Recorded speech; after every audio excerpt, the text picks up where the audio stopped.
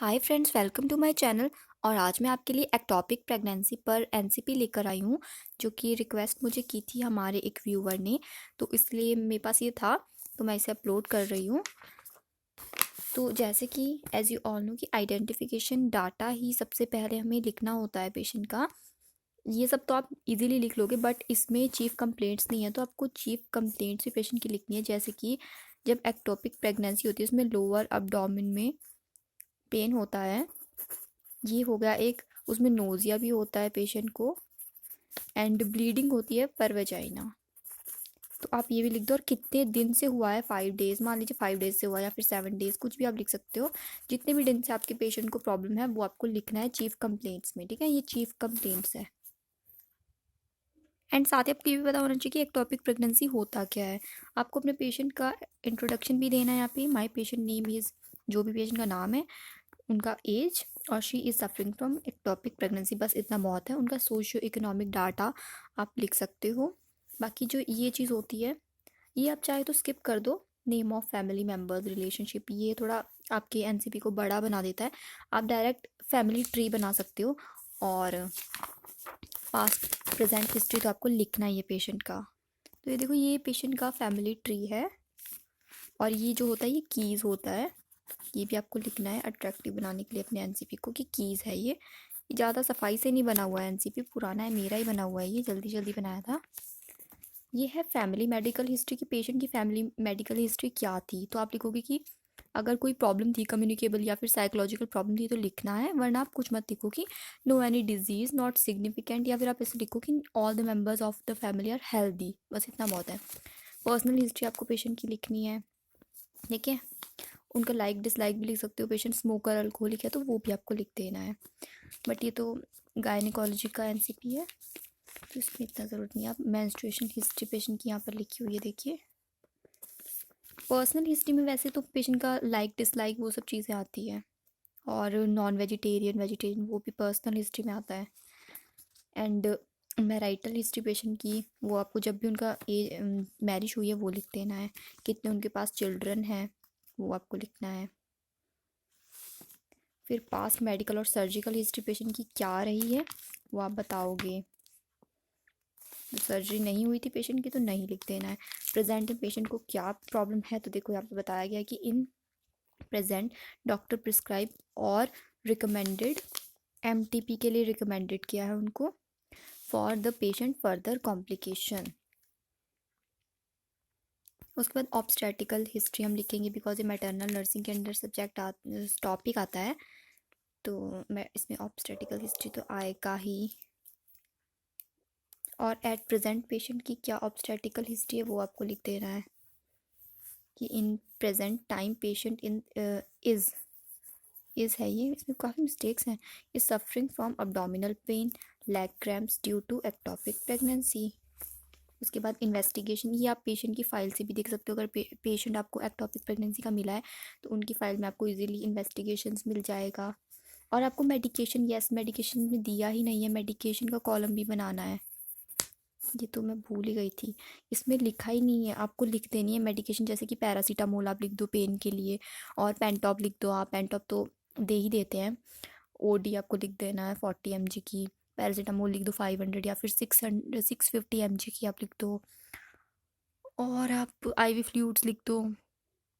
तो बस थोड़ी बहुत मेडिकेशन आपको लिखनी, ज़्यादा नहीं लिखनी, बिकॉज इसमें लैप्रोटमी होता है, तो ज़्यादा मेडिकेशन मत लिखो। थोड़ा सा ही पैरासीटामोल हो गया, पेंटॉप हो गया, आईवी फ्लूइड्स चल गए पेशेंट को, बस। और आप अल्ट्रासाउंड भी लिख देना है इन्वेस्टिगेशन में आगे, कि ultrasound done of the patient, बस बहुत है। फिजिकल एग्जामिनेशन आपको लिख देना है पेशेंट का, और उनके वाइटल्स चेक करके वो लिखना है।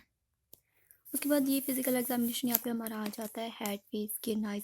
फ्रेंड्स, ये ज़्यादा अच्छे से एनसीपी नहीं बना हुआ है, टीचर ने भी ऐसे किया हुआ है इसमें, बिकॉज बहुत ही जल्दी बनाया था मैंने, लेकिन फिर भी मैं आपको बता देती हूँ कि क्या क्या आपको करना है। जैसे कि आइज़ में आपको लिख देना है vision of the patient normal, years में एक्सटर्नल ईयर्स, और आपको हियरिंग लिखना है। नोज़ में एक्सटर्नल ईयर्स और कोई डिस्चार्ज तो नहीं है, ये आपको लिख देना है। काफ़ी मिस्टेक्स है इसमें। और माउथ एंड फेरिंग्स में आपको लिखना है कि दांतों में कैविटी है तो लिख देना है, वरना तो रहने दो, नॉर्मल लिख दो। नेक आपको लिम्फ नोड्स का लिखना है। चेस्ट में आपको साउंड ऑफ चेस्ट लिखना है। ब्रेस्ट और एक्जिला आपको लिख देना है पेशेंट का एरियोला प्रेजेंट है या नहीं है, ये सब कुछ लिखना है, शेप लिख देना है, ठीक है। अब्डोमेन में इंस्पेक्शन वगैरह जो भी चीज़ें आती है वो लिखोगे आप, बैक लिखोगे कैसा है, ये रहने दो चाहे तो। सीधे जेनिटल एरिया में लिख दो ब्लीडिंग प्रेजेंट है, जैसे कि पर वेजाइना, वो आपको लिखना है। ये यहाँ पे लिखा ही नहीं है मैंने, सब नॉर्मल किया हुआ है। यहाँ पे आप ब्लीडिंग लिख दो, है ना, ब्लीडिंग पर वेजाइना, और रेक्टम नॉर्मल। बस ज़्यादा कुछ नहीं करना है, इतना बहुत है। थोड़ा सा आप अपने पुराने एनसीपी से देखकर नोट कर लेना।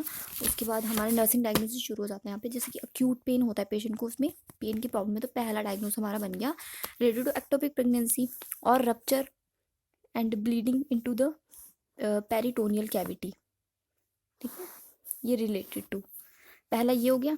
Risk for deficit fluid volume related to blood loss from rupture tube, क्योंकि आपको पता है इसमें फेलोपियन ट्यूब्स में रप्चर हो जाता है, और फेलोपियन ट्यूब्स में ही एक्टोपिक प्रेगनेंसी की प्रॉब्लम होती है। वहाँ पर ही जो एम्ब्रियो है, फीटस है, वो ग्रो करना शुरू हो जाता है।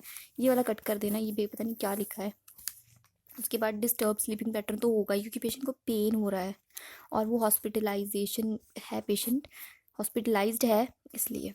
नॉलेज डेफिसिट आप लिख दो, और एंग्जाइटी लिख दो, एक आप बना लो anxiety related to disease condition. बस ये हो गया।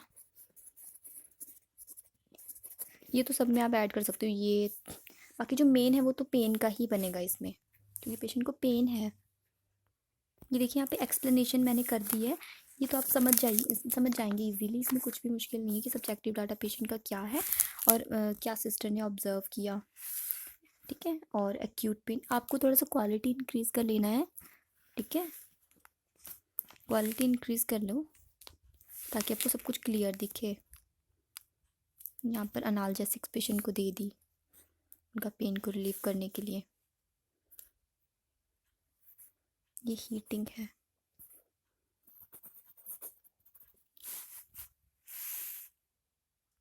ये नेक्स्ट डायग्नोसिस अगर आपको आते हैं तो आप इजीली एक्सप्लेन कर पाओगे कि पेशेंट का डिस्टर्ब स्लीपिंग पैटर्न है, तो क्या आपका गोल होना चाहिए, क्या आप प्रोवाइड करोगे पेशेंट की स्लीपिंग को इम्प्रूव करने के लिए। और इवैल्यूएशन तो इजी होता है कि sleeping pattern is improved up to some extent.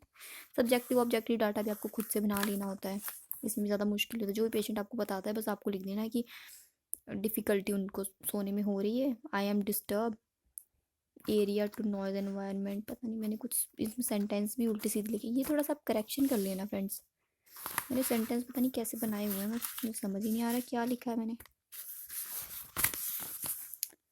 उसके बाद ये रिस्क फॉर डेफिशिट, ये deficit fluid volume related to blood loss from rupture the tube. ये रप्चर इधर से है, एक ही है, ये रेड नहीं है, देखिए।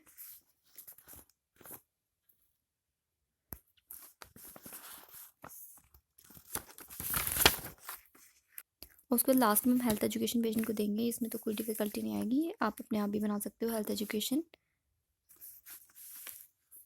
हेल्थ एजुकेशन बनाना ज़्यादा मुश्किल नहीं होता है। और लास्ट में बिब्लियोग्राफी। बिब्लियोग्राफी आपके जो मिडवाइफरी की बुक है आपकी, वो वहाँ से आप बना लो। Thank you.